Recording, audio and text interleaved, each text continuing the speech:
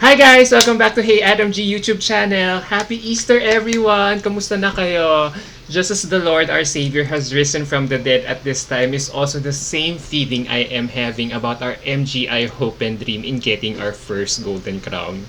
Guys, sorry, pasensya na. Hindi pa rin ako sumusuko. And I know that our hearts are still bruised for Samantha right now, but I guess the correct mindset that we should adopt right now as we move on from her first runner-up finish is that the entire MGI staff has been treating her so well even after the competition. And whether title or first runner-up, you can see that the pageant owner is truly happy to keep her as one of its top 5 winners from this edition, given her ability to perform, communicate, and excite everyone in all their post-pageant activities so far.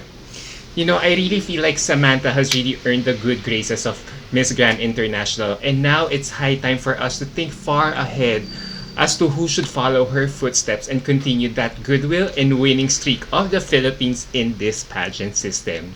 So in other words, guys, which current Binibining Pilipinas contestant should we send to MGI in the next edition this coming December?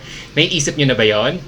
Yan ang pag-uusapan natin, so you better stick around for my thoughts and insights.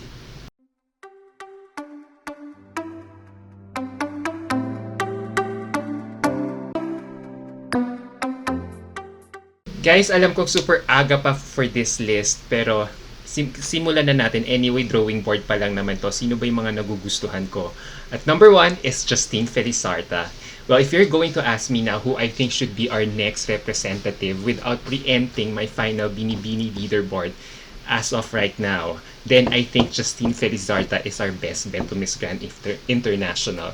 If there's one thing I have learned from the What's prototype about Filipina beauties is that a Filipina that should be sent to his pageant should be someone who is tall, fit, and has that distinctively Filipina feature with morena skin.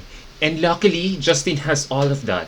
You know, Janisel na Janisel talaga, grabe. She is 5 feet 9 inches tall and possesses that dusky and very Pinay beauty na Parusia, Nicole Cordoves, and Samantha Bernardo even has. She is very well spoken given that she has also lived in Canada for quite some time to take up her course. And if you have seen my interview with her recently, you can see that she is well read and she can really articulate her thoughts as well. So, alam mo yun, total package na talaga eh. Like how Samantha has been showcasing and presenting herself in Thailand at the moment.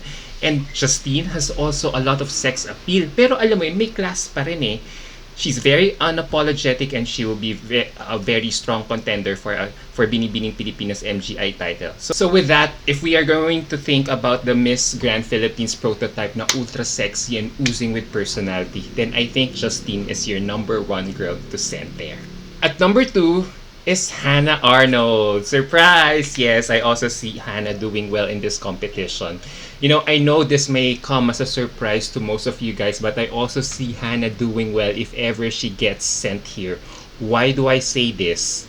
Well, if you have watched the recent MGI pageant, it seems that this pageant system has been appreciating beautiful girls who have model-like proportions, na very tall, who has long legs, beautiful face as well then, like Czech Republic's Denise Asperger. And I kinda see Hannah in her right now. Especially if inaayusan or glam up mo ng todo si Hannah, she will really stand out. And isipin nyo na lang how she was styled last year for Binibining Pilipinas finals as well, diba? Dati I thought na kailangan very sexy lang yung pasarela mo. But recently, the organization has been appreciating this type of beauty. And you know what? The only problem that I see right now is that Hannah seems to be reserved in terms of personality. But if other beautiful reserved girls in the last MGI edition like Mexico and Guatemala could get far ahead in the competition, then why not Hannah, diba? And also Hannah's native tongue is English, so she could really do well here in terms of Q&A.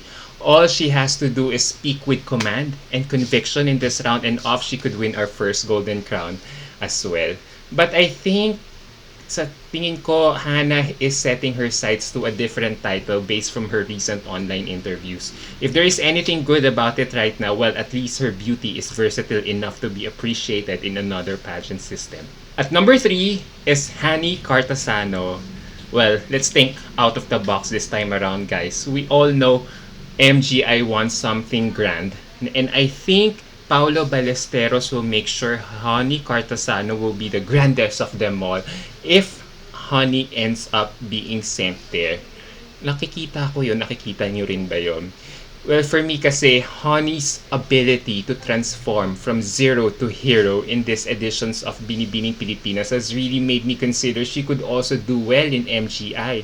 Her regular pasabog OOTDs and photo shoots, which are nothing short of creative, have really caught our attention on social media, and that will definitely be one of her assets. So, imagine if she gets sent there.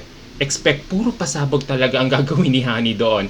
If Abinak got us all by speaking Thai, for sure Honey will try to top that by probably even making a cooking show or demo to top them all in the national costume segment of the competition. Diba? Naiisip ko yun. And in terms of pasarela, Paolo Ballesteros will make sure she will come up with that right balance of baklang personality with class. Nakikita niyo yun. I can really envision her already as early as now. And yeah, why not Honey, diba?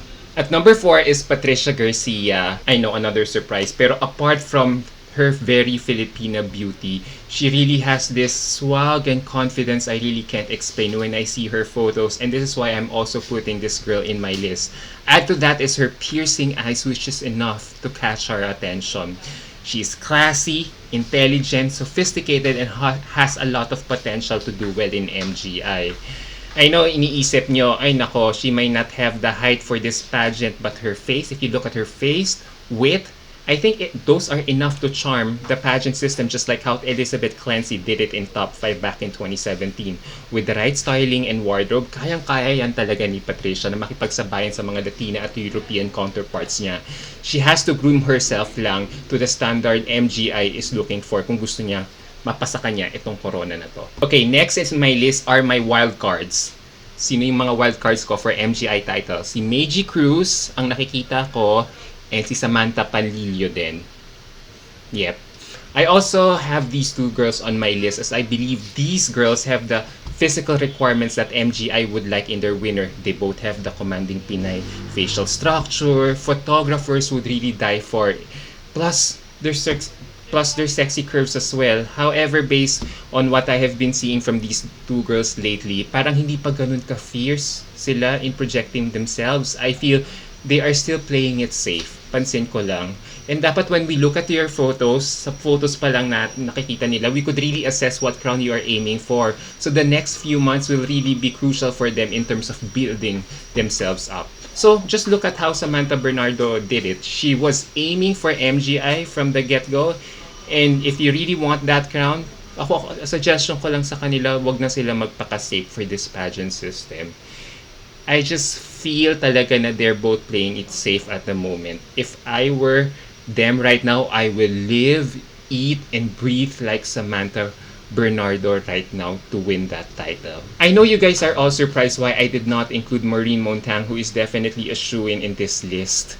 Maureen, I think, from the start has been the quintessential MGI girl we would love to send there given her facial beauty, signature sexy pout, and fierceness, and that pageant owner has been very vocal about wanting her for his pageant. However, Maureen is turning 28 this year and MGI's age limit is only until 27. So technically, she's no longer in contention for this title. So, alam mo yun. And I think, alam naman natin by now kung anong title ang ini-aim din ni Maureen at this time eh. Because if you've been looking at her photo shoots lately, you can see that she's going that Miss International direction where, she has been showcasing her beauty's softness and femininity at the same time. Naninibago ako eh, pero I'm also trying to be open-minded na, Maureen Montan could also do well in Miss International. Since we are also talking about age limit, alam ko, baka isipin nyo, kung di pala pwede si Maureen, bakit nakapasok si Samantha, nakapag-compete si Samantha recently, considering that she's already 28. Pero guys, you have to remember, in Samantha's case, it's very different. MGI made an exception that this edition to allow girls who were aging out to compete due to the pandemic situation. As far as I know, it's back to 27 again for the next edition. And Apart from Maureen, nanghinayang din ako na Hazel Ortiz also backed out of the Binibining Pilipinas competition already kasi nakikita ko rin siyang MGI prototype eh. Very Filipina beauty, tall, batak ang katawan. Talagang I'm sure magugustuhan din siya ni pageant owner, but unfortunately, mas pinili na ni Hazel na mag-focus sa kanyang modeling career at this time. So, there. So guys, what do you think about my Binibining Pilipinas MGI wish list right now? Do you have the same girls on your list or not? If not, feel free to share your opinion down below so I could see your points of view as well. Alright guys, see you again in my next video. Bye!